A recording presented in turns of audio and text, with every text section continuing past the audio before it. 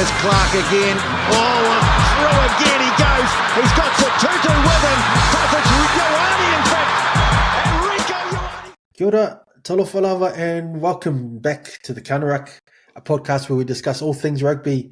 I'm the host of the RUCK, Stace, so thanks for joining us for another episode today.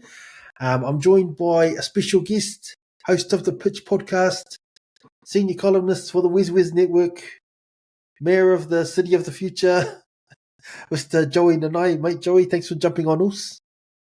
Thank you for having me once again. Always a pleasure. Yep, always a pleasure for sure, mate. Before we get into it, I'll just take care of some of our housekeeping stuff.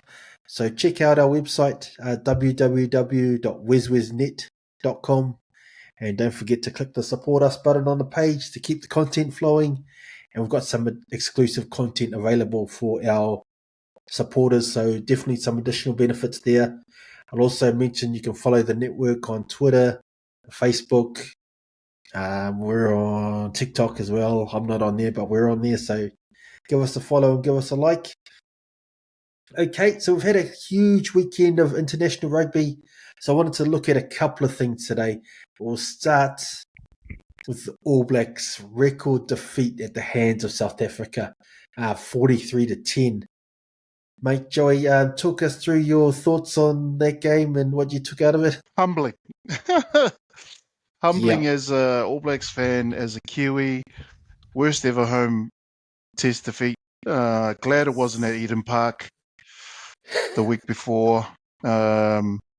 Obviously, South Africa learned from the week before, and, you know, second half collapse, 36 unanswered points conceded. Scott Robertson under pressure. Fans and pundits alike all saying, you know, deeper flaws were exposed during that match. What can I say? Is there any excuse, you know? Did they expect to lose by that kind of a margin? What surprised them the most? You know, that's what I'd like to find out. I didn't get to watch the after-match interviews, but from what I saw, the little snippets, it wasn't great, especially with Razor's responses that I've seen in the media. Even Jason Ryan, he was able to own up to the set piece collapse. Scrums and lineouts, they broke down badly, he said. And Scott Barrett basically urging the team to use the discomforts as a bit of a turning point, which is good from one of the leaders of the team. Yeah, other than that, you know, it's just one of those things. As a fan, it's hard to take, especially when you're coming off a hard-fought win the week before, just to keep our Eden Park record intact and make sure Artie gets his day in the sun as his 100 test match milestone. So obviously good for him the week before, and capitulation this weekend, if you want to call it that. Yep, I like that word, capitulation. That sounds pretty apt to me. I'm with you. I watched they started off really well because they were leading 10-7 at half time. Then they just fell off a cliff. And like you mentioned, what was that, 36 unanswered points, I think you said, from South Africa? Yeah. And it just felt like, they just couldn't wrestle back the momentum once they lost it. And they're almost bereft of ideas. I thought Damian Willemse, the second five at 12, he was outstanding. You know, he showed a good all-round game, strong with ball in hand. He was using his footwork. He's got good footwork. His passing and kicking selection was mostly good. Defense was sharp. He won a few turnovers. And just that ability to break the line, that was immense and really put South Africa on the front foot. They all played well, as you'd expect, with a 43-10 victory over the All Blacks in New Zealand. But you touched on something, Joey, which I wanted to probably dig a bit deeper into. Just some of that set piece and the forward pressure. So their dominance, South Africa, they were dominant in the forward pack. And in the set piece, you know, the scrums, the lineouts, the mauls, that was a major factor as to why they won the game. The All Blacks, their type 5, basically outplayed, especially in those tight channels when South Africa got on top. And the Springboks, they kicked well, obviously, and they used their their great field position from those phases to build pressure. But Rasty, the way he uses his bench is quite telling. So I'm not sure if you noticed this, but he makes a change 1 minute into the second half, so the 41st minute. And the commentator said, hey, look, why would you make this change? Why wouldn't you just change them at half time? What's the point of giving them that extra minute? But he specifically waited for the scrum to make his changes in the front row. And then they came on and folded the All Blacks in half. Now, Joy, I know you're a former master of the dark arts in the front row, mate. Can you just talk us through, give us a bit of insight into the set piece and where are the All Blacks at with their Type 5 and stuff? Yeah, look, when it comes to scrummaging, a large percentage of the battle when it comes to scrummaging is the mental game. And, you can do all the training and powerlifting and running into scrum machines or, scrummaging you like throughout the week or in preseason to get yourself stronger and stuff. You can be the most powerful guy, but if you don't win that mental game, you can easily lose a scrum, no matter how big you are, how strong you are, how good you are at scrummaging. And I feel like Rassi has figured out how to psychologically get one over, get the edge on the ABs in the scrum. And that tactic that, he used, obviously, with them, subbing them on when it's scrum time, that is a disruption mentally, because as a All Blacks scrummager, your sights are set on the people that are there, and when that disruption happens and those folks get changed, everything changes. You've got to reset for new personnel, for new opposition, and unfortunately for the ABs, they probably haven't had enough of that happen to them in the international game where they've been able to prepare for that. So maybe Jason Ryan needs to incorporate that into the training where they're put under that kind of pressure, having fresh legs, waiting to just sub in and out. I mean, it's typically done in trainings, but at that level and with that level of psychological warfare by master tactician in Erasmus, you've got to be on your game, and you've got to have guys there who can adapt. So adaptability is key, especially with guys who have a cool head and know how to win that psychological battle. Unfortunately for some scrummagers, they like to talk, and that therefore exposes you in the scrum. Some get put off their game from the opposition talking. Others, they just focus and they're disciplined enough to go, you know what, I'm going to keep my mouth shut and I'm going to win this little battle, and you're going to know it when I do. The noise will come once I've won the scrum and the ref has pulled us up for a penalty to us. So yeah, the scrummaging or scrum battle is one mentally in my mind, and I think the ABs lost it mentally. Therefore, physically, they didn't have a shit show in hell. Nice. Good insight there. I do wonder about that mental fragility as well, because I do think that they're not, maybe I don't know if they're missing just a bit of mongrel or what it is, but yeah, they're not quite there. And when you listen to a lot of the commentary or the rhetoric around what needs to happen, they're talking about, we need to change the back three and change the first five and all the rest of it. Now, that's fair enough. That stuff needs to be looked at. But rugby's simple, man. If you're losing the set piece, you're losing the game up front. Well, who's playing in the backs is almost not as important. That's where the game's always been won and lost. And that's been the case since, 1800s when they first started playing rugby. So, yeah, good insight there. But you touched on something else, which I thought we might as well carry on there and stick into that conversation, which is going to get quite interesting because I want to look at the coaching, because any of our regular listeners will know some of the robust conversations we've had during Ian Foster's tenure. And for myself, I'll speak for myself, I was adamant that he was the problem. And Razor was possibly the solution. So if I have a quick look at these numbers, Razor, he's had 21 tests, 71.4% win record. He's now owns also the worst loss that we've ever had in New Zealand. Now, if you compare that to Foster, 69.6. So that's not much. We're talking about not even a 2% improvement, less than 2% improvement from a guy that a lot of people deemed to be a superior coach and potentially the saviour of New Zealand rugby. So can you just talk us through your thoughts on Razor and his coaching? And also, when you factor in, we have changed the coach. So do we even have a coaching issue, or is it more that the players in New Zealand aren't really up to it anymore? It's an ongoing topic in the rugby group chats that I'm a part of, and one of them of which you're a part of. And it comes down to New Zealand rugby has really dropped the ball. New Zealand rugby has really dropped the ball from the grassroots level up. And you can go back as far as probably 10 to 15 years ago, right?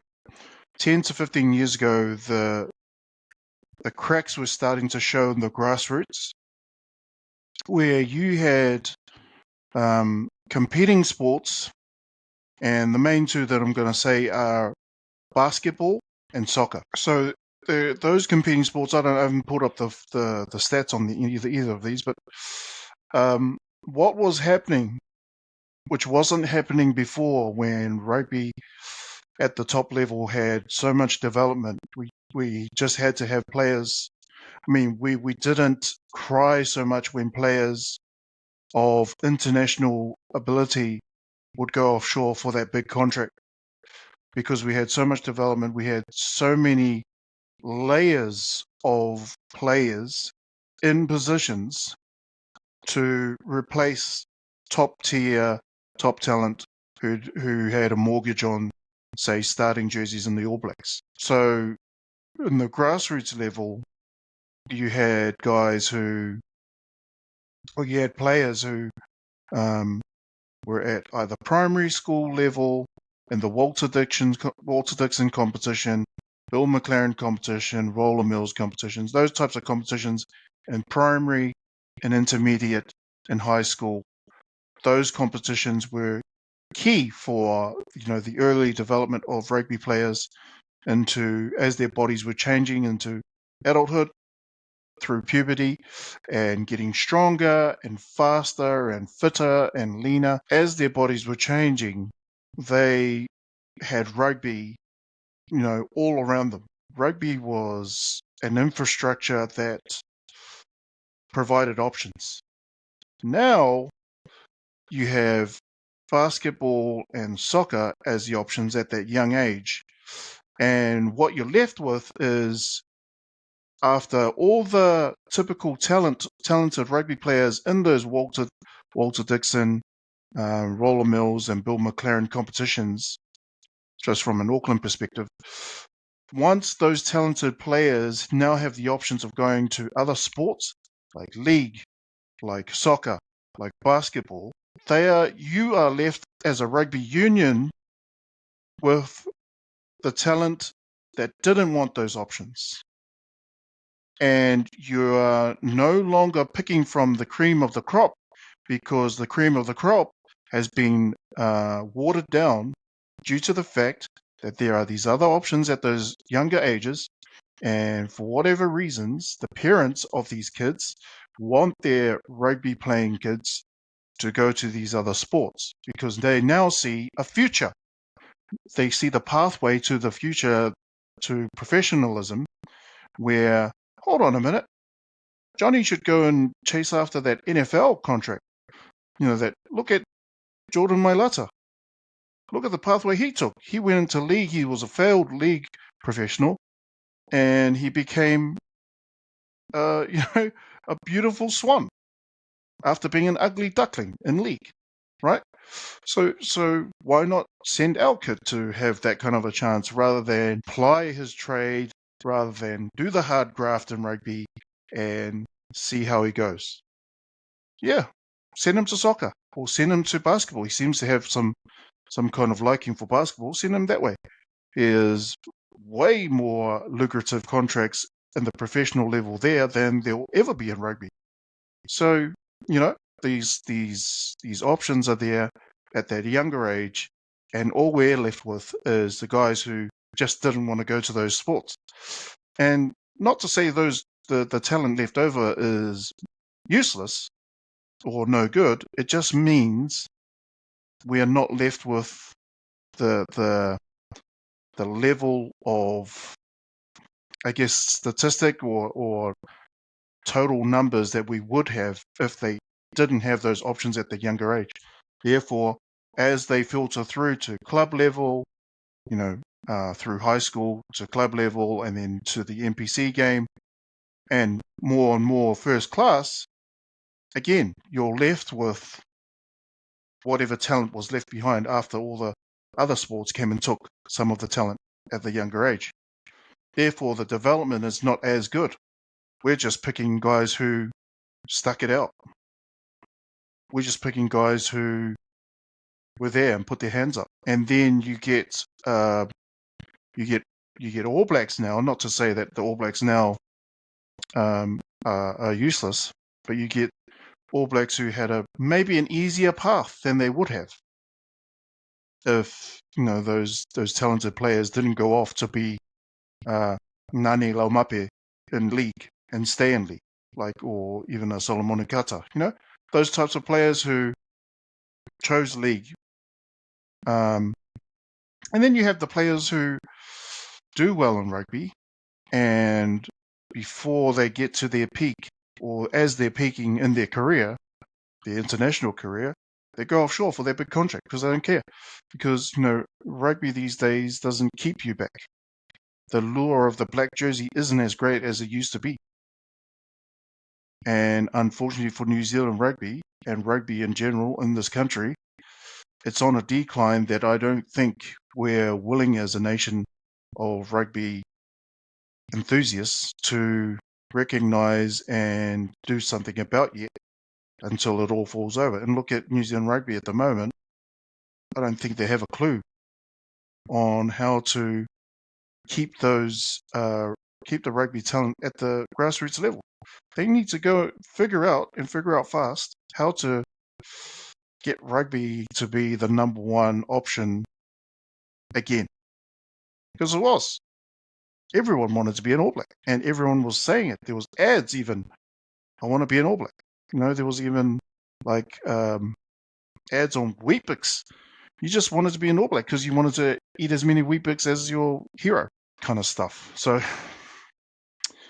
New Zealand rugby have dropped the ball, and unfortunately, it's going to be a miracle for them to turn it around. Nice. That's a good perspective, something I hadn't really thought of. But it does sort of fit in with where we're at as well. Like, you think about how we were at. We talked about the set piece, and I'm sort of thinking to myself, wait, how do you get to the All Blacks and your scrummaging isn't quite as good as it should be, or your set piece work isn't good, and you're in the tight five? If you look at the back three, they've struggled all year with their high ball work. And these are like fundamentals of those positions. So I'm like, what's going on in our development to get all this way? And we've got guys who've got underdeveloped skills for the positions that they're playing. So that's a really good and interesting take there. Also, I quite like that. But yeah, how they turn it around, that's a whole different podcast in itself. And I don't even know if there is an answer for that, because, you add in these types of losses. Little Johnny's growing up watching that. You think about the sellouts that the Warriors have had and all the rest of it, like you say, as these little kids growing up thinking, I want to be on that path. The All Blacks, because the All Blacks, the brand isn't as strong, the results aren't what it used to be. These other options are starting to have a bit more luster to them. So how can they turn that around? There's probably bigger discussions about how they can do that. But you also, I don't want to sort of go off on a tangent, but you think about how the New Zealand rugby has treated the fans and the spectators and the grassroots and everything. they're taking so many All Black games offshore now to get that extra money and sort of disown their own fans. They've turned the NPC, which was must-watch TV sort of 10, 15 years ago, 20 years ago. It's rubbish now. No one watches it anymore because New Zealand Rugby's treated it like garbage. Now the fans don't care anymore. So that's definitely a bigger issue. And we're seeing the wider ramifications of that. Now it's starting to trickle down and affect our team. Like even the All Blacks can't even sell out their games anymore because the public is sort of doesn't have that passion anymore, and that's trickling through to the playing stocks as well with the grassroots and the developments. So I don't know if we're going to go into it that far. So good on you for bringing that up because I don't know if there's a real answer to that. That's something we could definitely visit in another pod. Did you want to say anything else on that before we sort of touch on something else about any potential solutions, or you want to have a think about it for our next episode? Or yeah, I mean, I just think Razor and New Zealand Rugby need to manage the expectations better after a loss like that. And the question comes to be: do they pivot or do they double down on how they've been leading the players? Exactly. The question is, how do they turn around? But at the same time, it's like fix the mistakes first.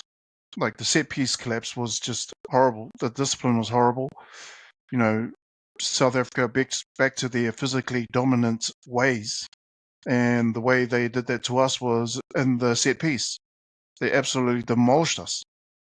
And it doesn't help when the All Blacks are weak at tackling. Like, as an All Blacks team, we expect first up tackles, maybe one or two misses for the whole game, but nothing more than that. We don't expect our top players to be missing tackles regularly throughout a game to lead towards a 43-10 drubbing. So momentum and psychological fatigue is a real thing. And unfortunately for us, if we don't turn this around, we could lose that Eden Park record and the Bledisloe if we're not careful. Aussie are leading the Rugby Championship table right now. We can't afford this kind of collapse if we want to take control of the narrative again. Yeah, good thoughts there. We'll touch on that. We might have a little look at that Bledisloe coming up, but touch on some things around the leadership there. Talk us through Scott Barrett. Any thoughts on him as the captain, or just any changes you're going to make in general, just around after a drubbing like that? What changes are you looking at? I just think, look, I'm not averse to Scott remaining as captain. I do think, though, there is a risk if they were to put Ardie as captain, because I do think it takes a little bit away from his game. I think he's better as a non-captain, not given the armband, because he leads anyway. I feel like he leads by example through his physical ability. So the players, but when he is given the armband, you can already see, like, when he's given the armband for whatever reason, the captain, this time it was Scott Barrett, if he's given the armband during the game, you can see the way that the players react to that. He actually lifts their game because he plays, he goes hard. And it just goes another level when he's given the armband.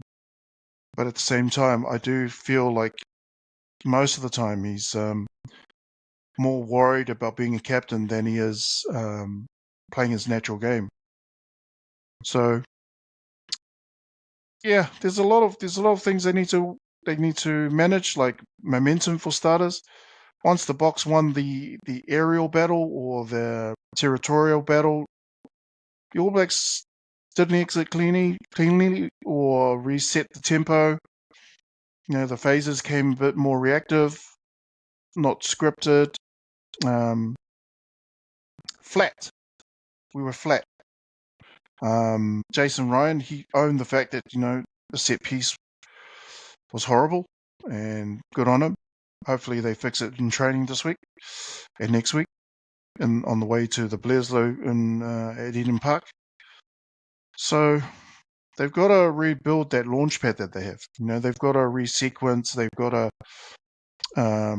simplify early. That add some more threats in there. Use the dummy jumps to pull markers, that kind of thing. Just do what they did in the first game where they were innovative and they did things that South Africa probably weren't expecting. Because, Rassie Erasmus, he would have thought of, a lot of things.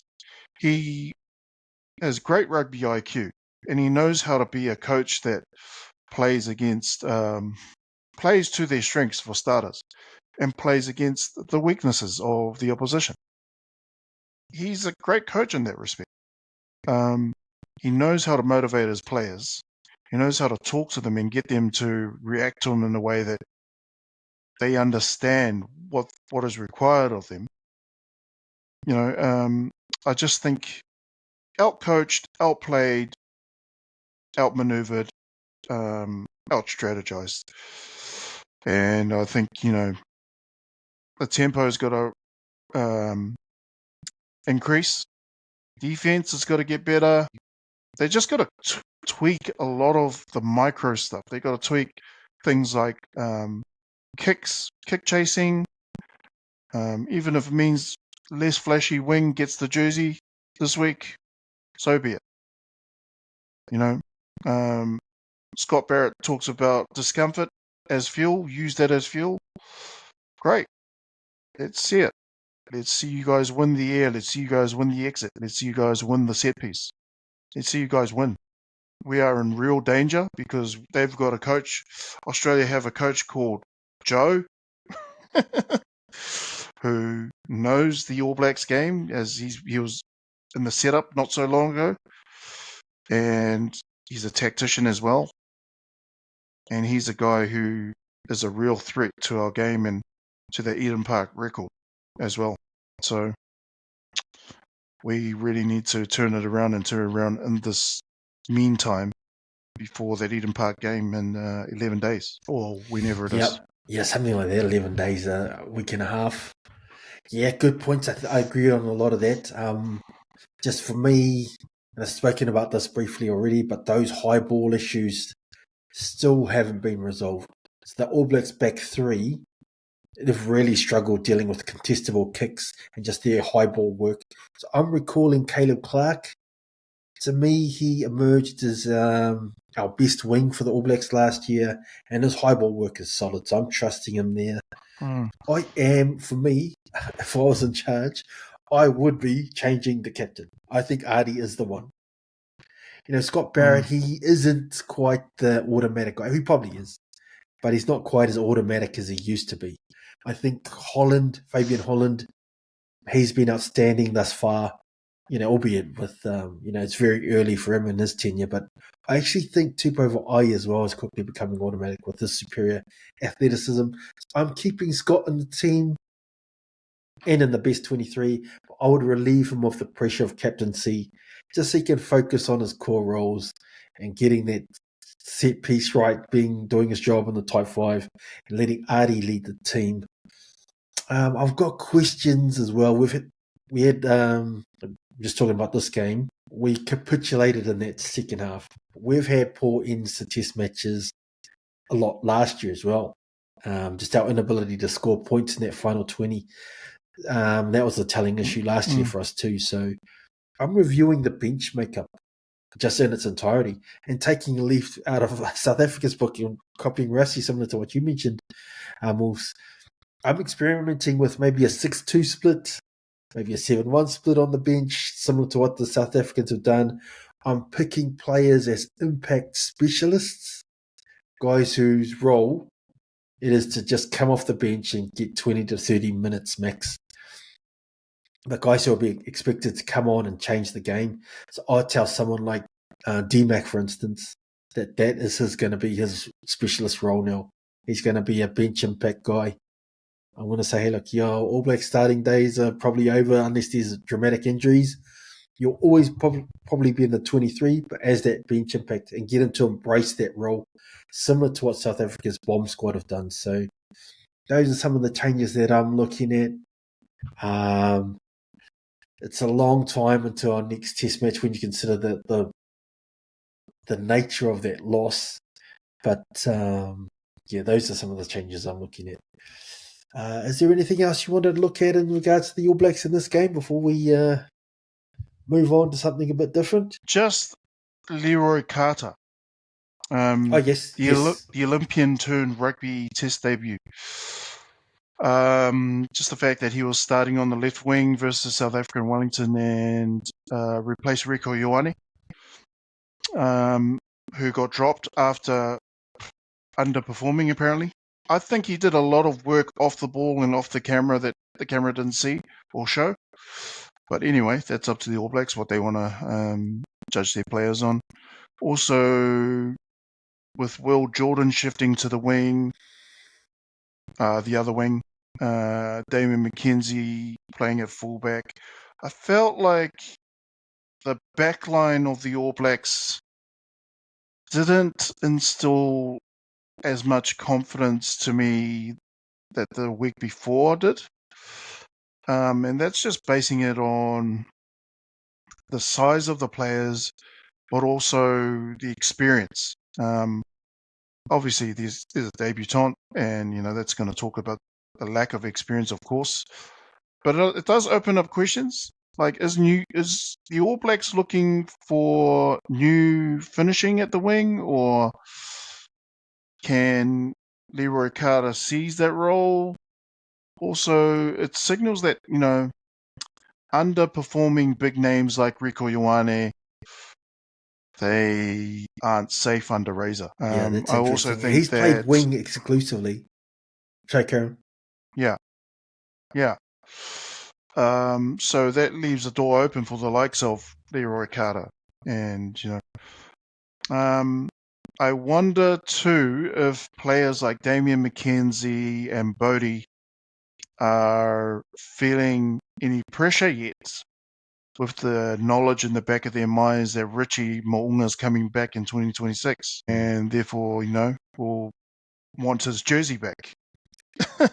Probably be given his jersey back with the way things have been going. Just the fact that Rieko Ioane was dropped from the wing and Samsoni Taukeiaho at hooker due to Cody Taylor's concussion, Noah Hotham at 9 replacing Finlay Christie. This to me signals demands on the performance to be high.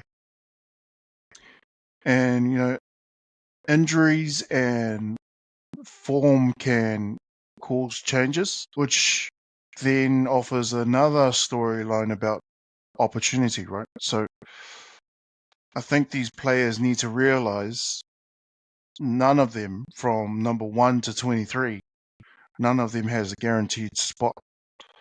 Even say a Bowden Barrett, because under Razor, he's someone who's currently under pressure at the moment. He will need to be careful about his selections, and I wonder what that team's going to look like at Eden Park. I bet it's going to be a different team to this one. Yep. I mean, I would hope.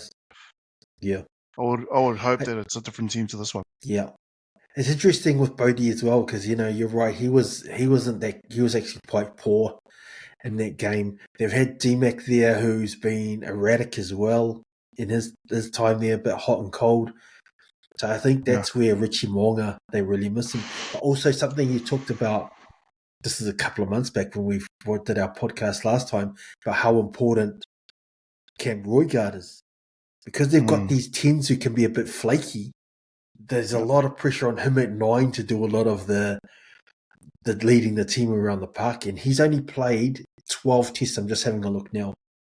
And he's already established himself as being a crucial cog in the All Blacks because the 10s aren't doing the game driving and leading the team around the park and running the cutter properly. Him at 9 is having to do a lot of the work for those guys. So Yeah, 12 tests in, he's already a crucial guy for them. So I think that's a big loss for them, Cam Roygaard being out. Just also exacerbated by the fact that the 10s, they're just not up to it, in my opinion. Yeah, they're just not the right guys. So Rico Ioane, that's another interesting one. I'm not sure if he's a wing. I think they picked Proctor there. He's got superior distribution and he can set his outsides up better. We haven't seen any of that in the international game. Geordie's doing a lot of the ball playing and he's doing a lot of the passing from 12. And he's been, Proctor's doing a lot of the crash work and a lot of the clean outs and a lot of the decoy runs. And if you want a centre to play that style, you might as well go back to Rico Ioane. At least his defence is stronger. He could do that sort of stuff as well. So it comes back to the muddled thinking around the coaching, which I have an issue with. Fully appreciate Billy Proctor and what he brings to the table, but you're not utilising his skills to the best of their ability by playing a game that sort of doesn't suit what the attributes he brings to the table. So, interesting times ahead. That team that they named for Bledisloe 1 is going to be really interesting, like you say. If we haven't got anything else, we'll look at another thing a bit close to our hearts. Obviously, we're a Pacific podcast, part of the WesWes network. So I wanted to look a little bit at that Pacific Nations Cup where Manu Samoa lost to USA 29-13. So it was on at a strange time. I was working at the time.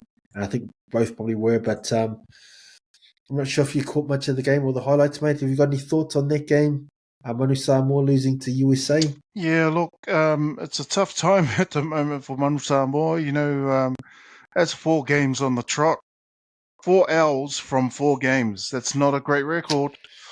And unfortunately for Manu Samoa, they face number 5 game in Chile, who are going to be tough, who were really strong at the last World Cup, which was their very first World Cup.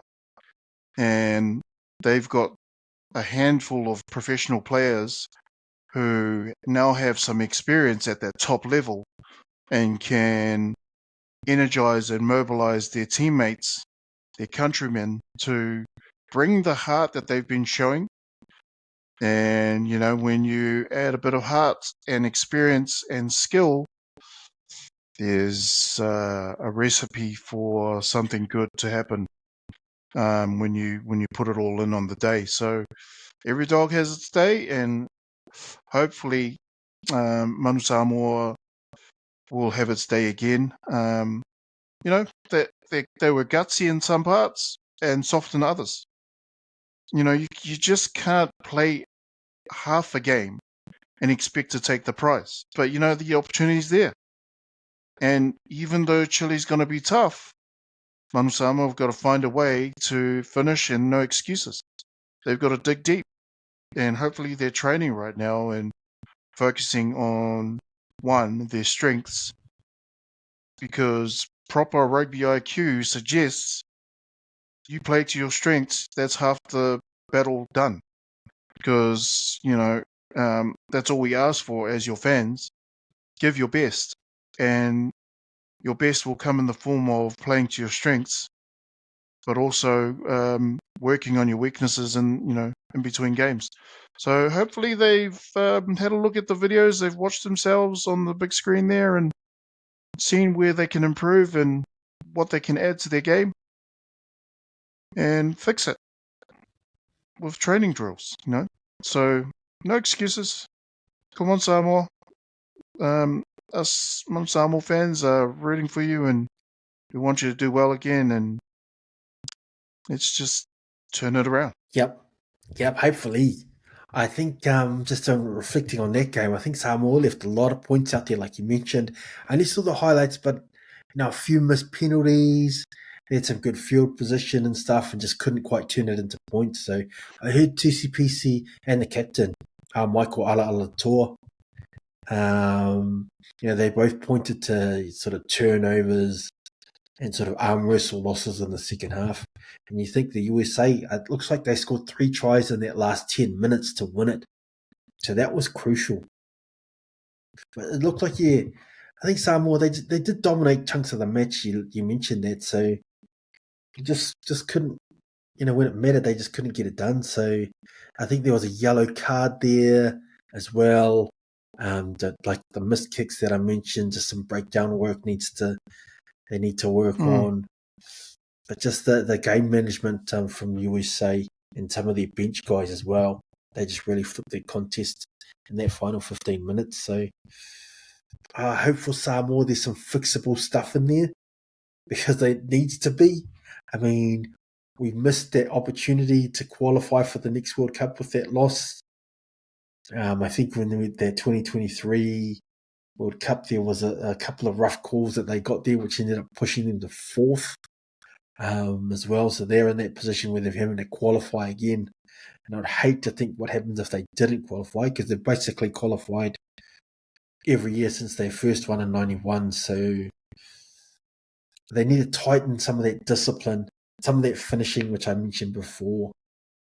And just, to be fair, they should have, well, I don't know if they should have, but they had enough opportunities to win that game, just getting those small margins right, So I don't know what the future looks like for them, but, we talk about Moana Pacifica ad nauseum as well. I don't know how much they've really added to these teams, to be fair. I mean, I don't know. Where do you see Samoa's improvement coming from? And can they improve enough?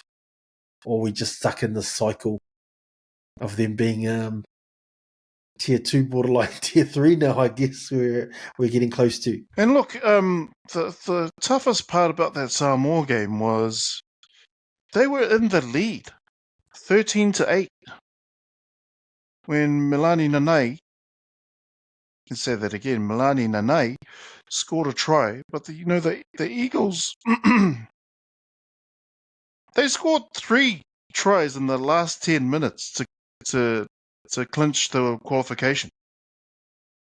3 tries in 10 minutes, the final 10 minutes. Like, there has to be a real lapse in your concentration and drop in your psychological presence to allow 3 tries. And I imagine they were the softest 3 tries they've ever had in their rugby careers. Yeah. And I saw that interview, that post-game interview with Lemalu Tuspisi, and he didn't look pleased, man. He looked angry. And I wonder if the players copped it after. You'd hope so. Because that's right. They've gone from... They were 10 minutes away from qualifying. 70 minutes in, they're looking like they're okay. It just all fell apart. And now they put themselves in another really awkward position, and potentially unnecessarily so. Yeah, I don't know. The coach, I can imagine he'll be ropeable from that performance. But you're right. It's not like this is a one-off.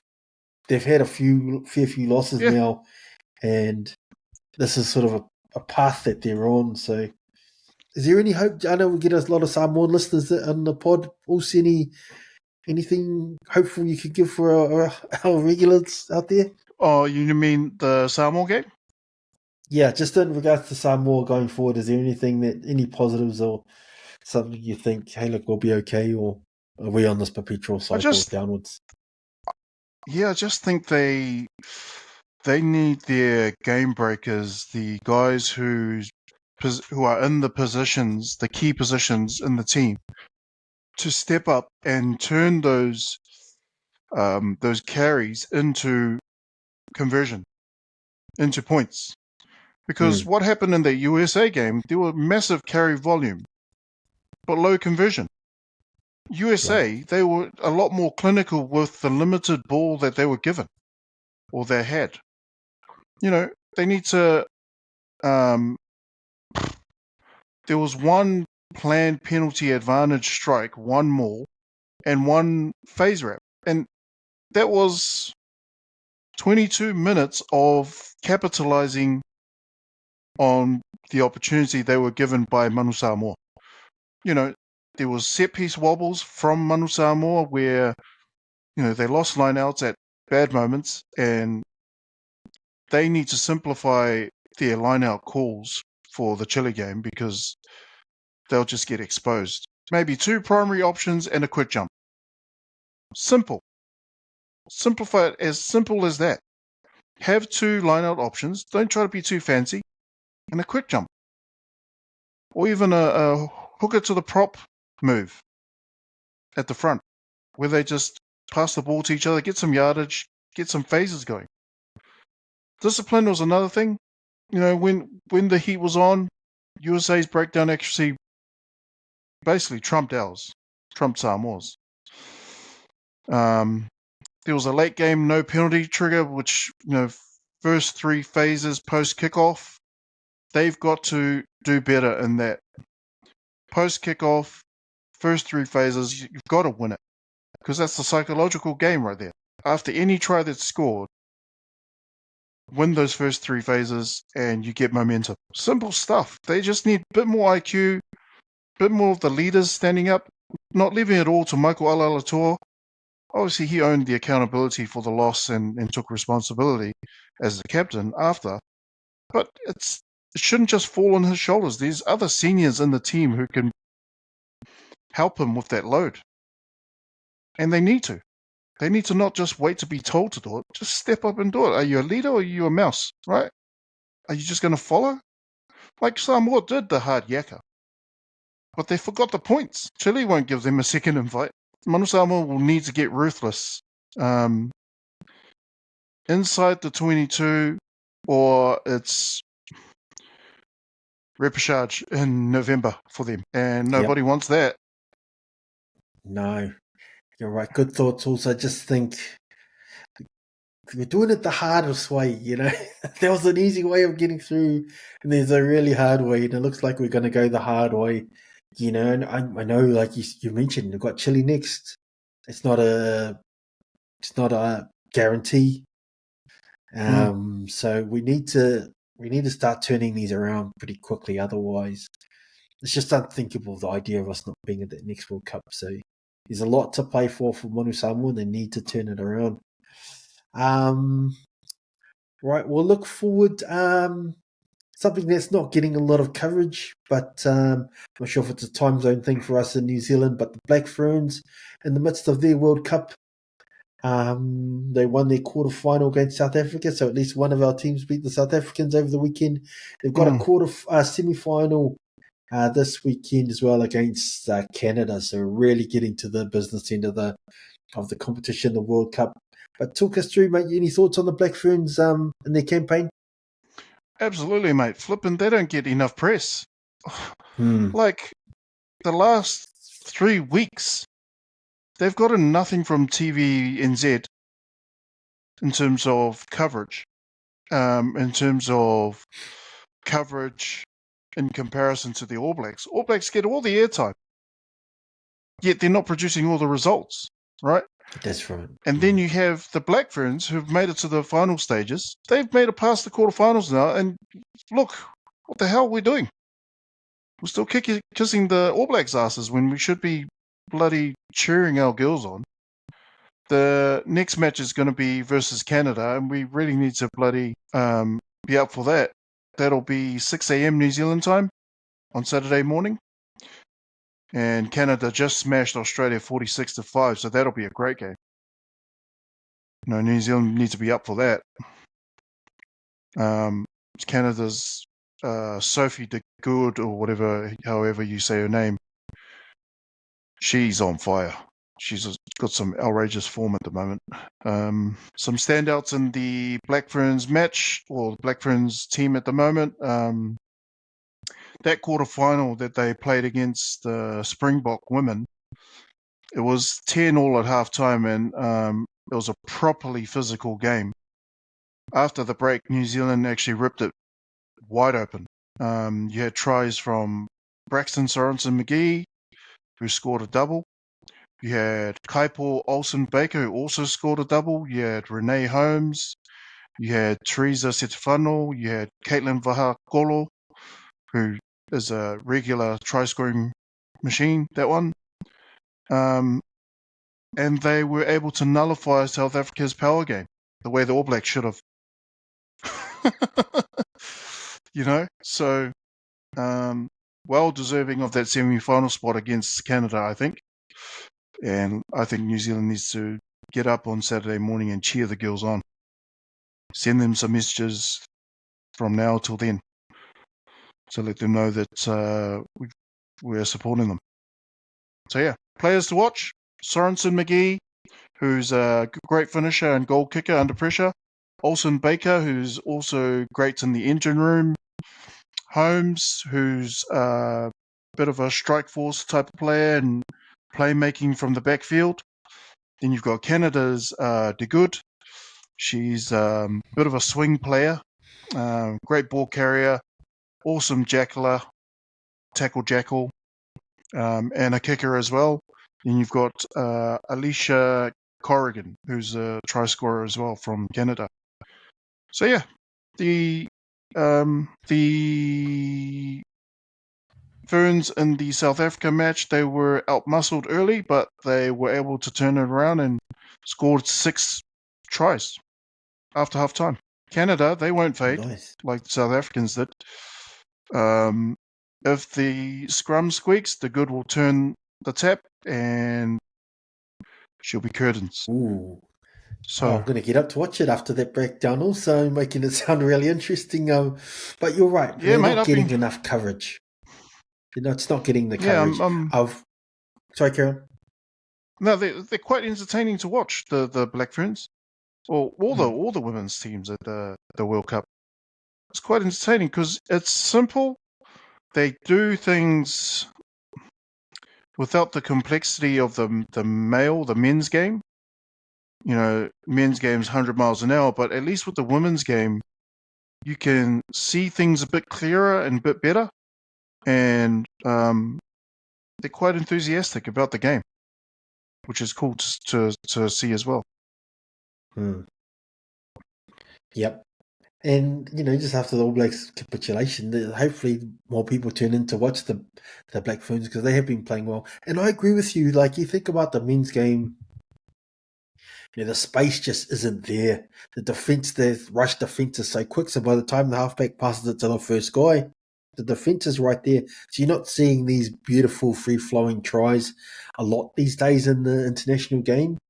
But in the women's game, it's a bit different. Like some of the tries that have been scored, some breathtaking rugby being played there. So they deserve their flowers and all the rest of it. So definitely try to get up at 6 a.m. to watch them on that semi-final because you're right. That's a pretty close match, New Zealand, Canada. I know England on the other side are probably the team to beat as well. So it's going to be good watching. They could go either way. I wouldn't be surprised either way if New Zealand won or if Canada won. They're pretty well matched there. So definitely worth the watch. Also, but I think that's just about us. Also, we're about to wrap up soon. So I'll get some final thoughts from you, brother. Have you got anything you wanted to say in closing our pod for the week? Yeah, well, the game that we all have grown to love and become passionate about and do podcasts on and talk about and debate in group chats is in danger. It's in danger of losing out to analysis paralysis, to a New Zealand rugby organisation that seems to be doing nothing to save it. It's watching it hang on the edge of a cliff and not helping it up. That's what I'm seeing from looking from the outside in as a spectator, as a fan, as someone who watches the game, as someone who has played the game, as someone who knows the grassroots level from a coach's perspective, but also as a player. It's sad to see the decline happening right in front of our eyes, and we're doing nothing about it. Nothing beneficial, anyway. Ooh, that's deep. Also, I think there's a whole podcast in that whole sentiment right there, which we could probably follow up in the upcoming episodes. Just the future of the game and where we're going and where we're potentially going wrong as well. Because you're right, we're seeing the fruits or the lack of from what we've sacrificed at the lower levels and just for a long period of time. So good thoughts there. I think that's us. Also, I'll leave it on that note. That's us for this week. Big lessons learned. All Blacks need more precision. Samoa need more composure. The Black Ferns need more coverage. And, the margins at test level remain, really thin. So thanks to you all, Joey, mate, for jumping on with the great chat. Also, thanks to Cams out on doing the editing, and just to our listeners and everyone for tuning in. So we'll be back in the upcoming weeks with more analysis, more debate, and, of course, more rugby. So until then, enjoy the footy, and we'll catch you guys next time. Cheers, everyone. Thank you. Nice.